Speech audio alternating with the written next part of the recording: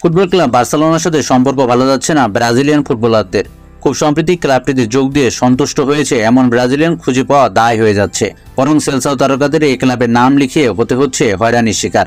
Arthur ম্যালকমদের মতো একই পরিণতি হয়েছে ব্রাজিলের উঠতি তারকা তরুণ ভিটর রকের। চলতি মৌসুমে তাকে উড়িয়ে আনলেও তাকে দেওয়া হয়নি পর্যাপ্ত সময়। এখন তাকে বেচার জন্য উঠে পড়ে লেগেছে ক্লাবটি। অথচ এই ক্লাবটি তাকে দেখিয়েছিল প্রলোভন বড় তারকা বানানোর স্বপ্ন। ভিটর রককে যে কোনো মূল্যে ক্লাব ছাড়া করতে চান বার্সা কোচ জাভি। টাকার বিনিময়ে হোক কিংবা লোনে রককে তিনি যে কোনো মূল্যে অন্য ক্লাবে পাঠাতে চান, যার ফলে ইউরোপের একাধিক ক্লাব থেকে রকের জন্য প্রস্তাব আসা শুরু হয়েছে, যার মধ্যে বেশ এগিয়ে আছে পর্তুগিজ ক্লাব পোর্তো। জাভির ক্লাব বার্সেলোনা পোর্তোর ব্রাজিলিয়ান তারকা পেপেকে দলে ফেরাতে চায়, যার জন্য 72 মিলিয়ন নির্ধারণ করেছে তার ক্লাব।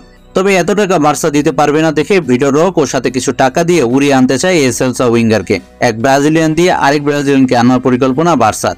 ভিটর রক রাজি হলে হয়ে যেতে পারে এই ডিল, যদিও এটি ভালোই হবে রকের জন্য, পাবে পর্যাপ্ত খেলার সময়। তবে ইদানিং ব্রাজিলিয়ানদের প্রতি বার্সার যেমন ব্যবহার, তাতে পেপে যেতে চাইবে কিনা তা নিয়ে থেকে যায় সংশয়। ক্লাবটি ছাড় দিচ্ছে না উড়ন্ত ফর্মে থাকা রাফিনাকেও, তাকেও বেচতে চায় চলতি মৌসুম শেষে। তো বন্ধুরা, আপনার কি মনে হয় ভিটর রকের কি বার্সা ছাড়া উচিত? জানিয়ে দিন কমেন্ট করে।